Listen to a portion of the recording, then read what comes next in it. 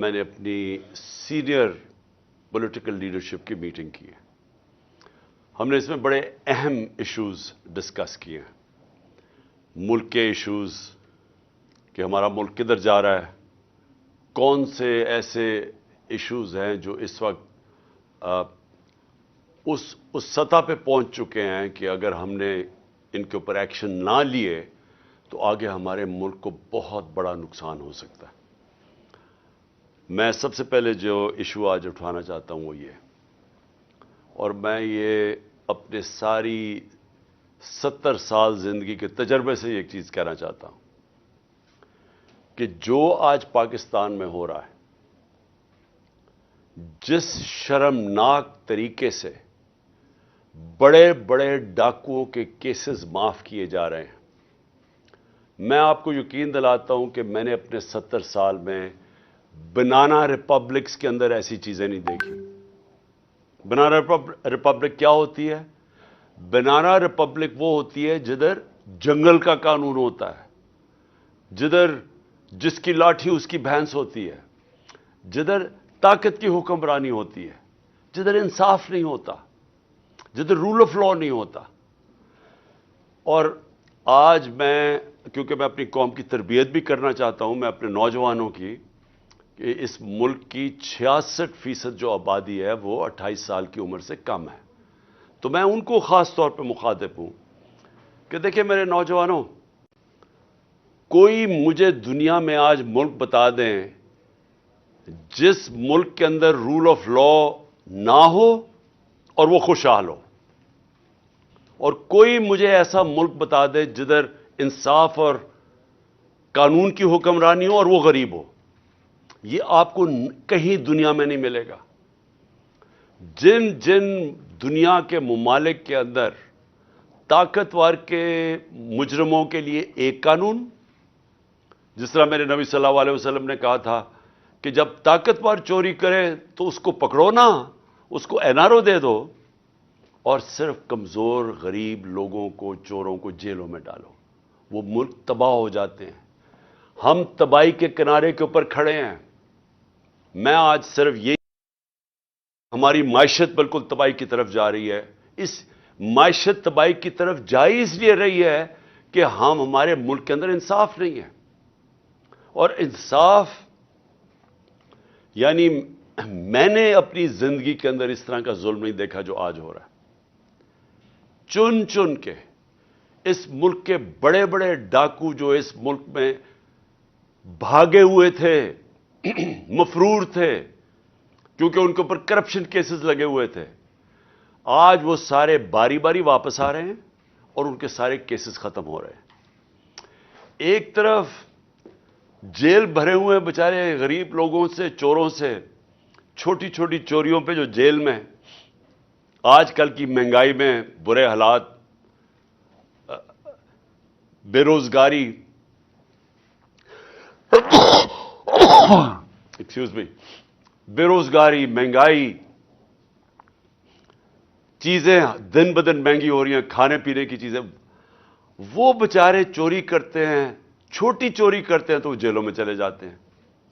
اور وہ لوگ جنہوں نے دونوں ہاتھوں سے 30 سال سے اس ملک کو لوٹا ہے، یہ جو دو بڑے خاندان جنہوں نے، جن کی چوریوں کے اوپر کتابیں لکھی ہوئی ہیں، ایک ریمنڈ بیکر کی کتاب ہے دی وے آف دا ورلڈ، یہ زرداری اور شریف خاندان کے اوپر پورا چیپٹر لکھا ہوا ہے ان کی چوری کے اوپر، کہ ملک کا کرپشن ہوتی ہے ملک کا پیسہ چوری کرنے کا. ان کی کرپشن پہ ملک کا جو انہوں نے پیسہ چوری کیا وہ کتاب ان کی کتاب میں ہے. اور اگر یہ غلط انہوں نے لکھا تو جا کے ان کے اوپر سو کریں. جس طرح میں یہ جیو گروپ کو سو کر رہا ہوں، دبئی کے اندر بھی کر رہا ہوں، امریکہ میں بھی کر رہا ہوں، اور برطانیہ میں بھی کر رہا ہوں، کیونکہ وہاں کے قانون ایسے ہیں کہ آپ اگر کسی کے اوپر غلط چیز کریں، غلط بیانی کریں، وہاں تو وہ بڑے اسٹرکٹ قانون ہیں. تو کیوں نہیں ان کو سو کرتے؟ ادھر ایک اور کتاب ہے سوسکن کی، وے آف دا ورلڈ، جس میں وہ بلاول بھٹو کی والدہ بتا رہی ہیں کہ کتنے دنیا کے اندر باہر کے ملکوں میں ان کے بینک اکاؤنٹس ہیں، وہ اس کتاب میں لکھا ہوا ہے.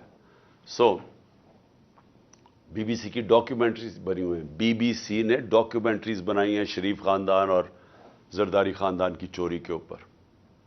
تو ان کو ساروں کو پاک کیا جا رہا ہے این آر او 2 دے کے.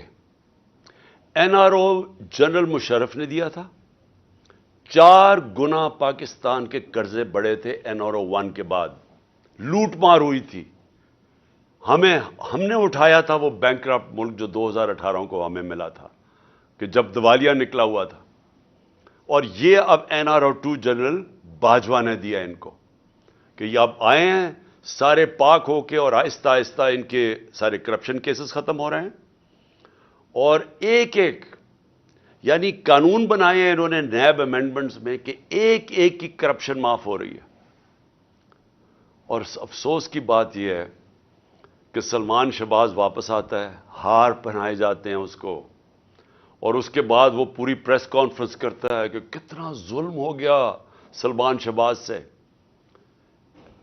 پہلے تو یہ بتاؤ سلمان شہباز کہ آپ کی رمضان شوگر مل کے اندر نوکروں کے پاس 16 ارب روپے 1600 کروڑ روپیہ کیسے ان کے بینک اکاؤنٹس میں آ گیا تھا؟